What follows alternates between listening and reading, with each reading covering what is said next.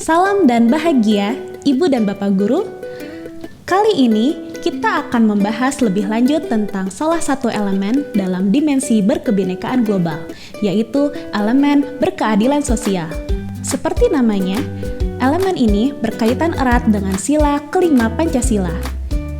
Dalam mempelajari elemen berkeadilan sosial, guru perlu mendorong murid-murid untuk peduli dan aktif berpartisipasi dalam mewujudkan keadilan sosial baik di tingkat lokal, nasional, maupun global.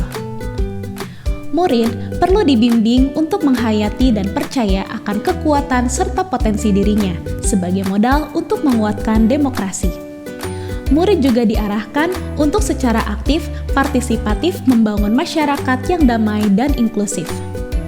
Dalam jangka panjang, hal tersebut bertujuan membentuk hubungan sesama manusia yang berkeadilan sosial serta berorientasi pada pembangunan yang berkelanjutan.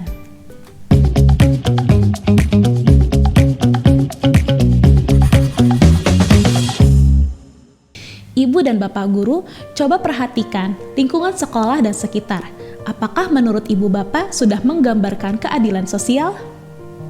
Bagaimana kebijakan, peraturan, atau fasilitas di sekolah Ibu Bapak? Apakah sudah merangkul dan terasa adil untuk semua murid? Elemen berkeadilan sosial dibagi menjadi 3 subelemen. Pengembangan masing-masing bagian ini tentu disesuaikan dengan fase perkembangan murid. Subelemen pertama adalah aktif membangun masyarakat yang inklusif, adil, dan berkelanjutan. Untuk mewujudkan subelemen ini diperlukan proses dan upaya yang berkesinambungan, mulai dari jenjang PAUD sampai jenjang SMA atau SMK. Di jenjang PAUD, murid diharapkan dapat berteman tanpa memandang perbedaan diri dan temannya. Di akhir jenjang SD, murid dibimbing untuk membandingkan beberapa tindakan dan praktik perbaikan lingkungan sekolah yang inklusif, adil, dan berkelanjutan dengan mempertimbangkan dampak jangka panjangnya. Di jenjang SMP, murid dibimbing untuk dapat mengidentifikasi masalah yang ada di sekitarnya sebagai akibat dari pilihan yang dilakukan oleh manusia. Juga didorong untuk mencari solusi yang memperhatikan prinsip-prinsip keadilan terhadap manusia, alam, dan masyarakat. Sedangkan di jenjang SMA atau SMK, murid-murid belajar untuk berinisiatif melakukan suatu tindakan. Tindakan tersebut didasarkan pada identifikasi masalah untuk mempromosikan keadilan, keamanan ekonomi, menopang ekologi dan demokrasi sambil menghindari kerugian jangka panjang terhadap manusia, alam, ataupun masyarakat. 2 subelemen berikutnya adalah partisipasi dalam proses pengambilan keputusan bersama dan memahami peran individu dalam demokrasi. 2 hal ini saling terkait satu sama lain. Partisipasi murid serta pemahaman akan hak dan kewajiban sebagai warga negara untuk kepentingan bersama adalah titik berat pembelajaran kedua subelemen ini. Di jenjang PAUD, murid memberikan partisipasinya dalam pengambilan keputusan di lingkungan kecil, seperti rumah dan sekolah. Di jenjang SD, guru membimbing murid menentukan berbagai kriteria untuk mencapai kepentingan bersama serta implikasi tindakan perorangan terhadap lingkungan sekitar.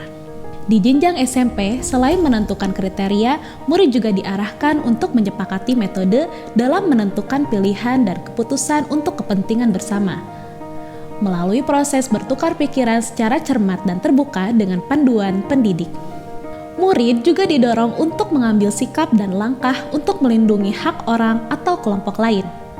Dan di akhir jenjang SMA atau SMK, diharapkan murid dapat berpartisipasi menentukan pilihan dan keputusan untuk kepentingan bersama melalui proses bertukar pikiran secara cermat dan terbuka secara mandiri. Pada topik disiplin positif, Ibu dan Bapak Guru bisa mempelajari mengenai budaya disiplin yang positif di sekolah. Penguatan konsep hak dan kewajiban di kelas erat kaitannya dengan pembiasaan tersebut. Salah satunya adalah dengan membuat keyakinan kelas yang bersandar atas hak dan kewajiban seluruh anggota kelas. Misalnya, semua anggota kelas berkewajiban menghormati perbedaan pendapat dan berhak menggunakan fasilitas kelas yang sama. Dengan begitu, murid akan terbiasa melaksanakan hak dan kewajibannya secara konsisten demi kepentingan bersama. Ia juga akan dapat belajar mengidentifikasi hak dan kewajiban orang lain. Sekarang, saatnya kita memasuki contoh-contoh yang dapat digunakan untuk mengimplementasikan sub-elemen ini pada setiap jenjang pendidikan. Di jenjang PAUD, murid dapat diajak untuk menentukan posisi duduk dalam kelas yang mengedepankan kesepakatan bersama.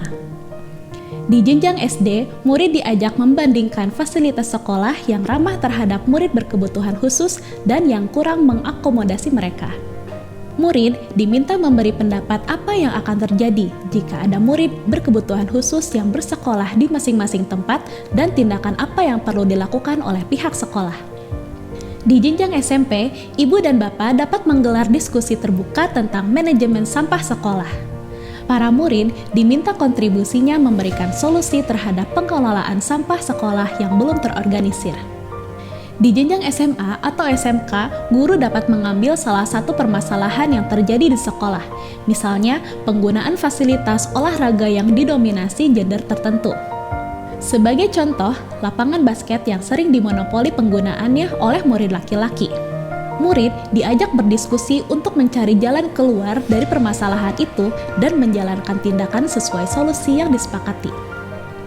Nah, di masing-masing contoh yang diberikan tadi, ibu bapak bisa melihat bahwa proses murid memberi pendapat hingga menuju kesepakatan bersama adalah bentuk partisipasi. Dalam proses diskusi ini, murid memahami bahwa semua orang punya hak dan kewajiban. Di jenjang SD misalnya, murid berkebutuhan khusus juga dilihat memiliki hak mendapatkan fasilitas yang nyaman. Disinilah murid mampu berperan sebagai individu dalam kelompok masyarakat karena berpartisipasi dalam mewujudkan keadilan sosial. Semakin sering murid difasilitasi untuk mengasah keterampilan berperilakunya dalam konteks keberagaman masyarakat, semakin dalam pemahamannya akan kebinekaan global. Murid perlu terpapar dengan keberagaman agar dapat memahami kondisi masyarakat. Bagaimana cara memberikan paparan pada murid? Beberapa contoh ini dapat ibu dan bapak terapkan di kelas, yaitu membuat kelompok belajar dengan dinamika perbedaan seperti gender, latar belakang sosial, dan budaya. Membuat proyek kolaborasi antar kelas dan mendorong murid mengikuti kegiatan ekstrakurikuler. Dengan begitu, murid berinteraksi dengan orang baru di luar kelasnya. Mengajak murid berinteraksi dengan orang di luar sekolah, misalnya sekolah lain, masyarakat sekitar, masyarakat di luar daerah murid, dan sebagainya. Pengembangan elemen atau dimensi ini juga perlu dikuatkan melalui proyek penguatan profil pelajar Pancasila. Nah, ibu dan bapak guru perlu diingat bahwa elemen-elemen dan sub-elemen dalam kebinekaan global bersifat satu kesatuan. Kita hidup dalam keragaman, sehingga interaksi dan komunikasi di antara keragaman itu pasti terjadi. Karena itu, murid perlu diajak untuk berefleksi pengalaman keragamannya agar tidak berprasangka buruk kepada orang lain dan menyelaraskan perbedaan budaya. Berdasarkan refleksi atas keragaman tersebut, maka murid-murid diharapkan bersikap adil, turut serta membangun masyarakat yang adil, inklusif, berkelanjutan, dan demokratis. Sampai bertemu di materi-materi berikutnya ya, Ibu dan Bapak Guru hebat. Salam dan bahagia.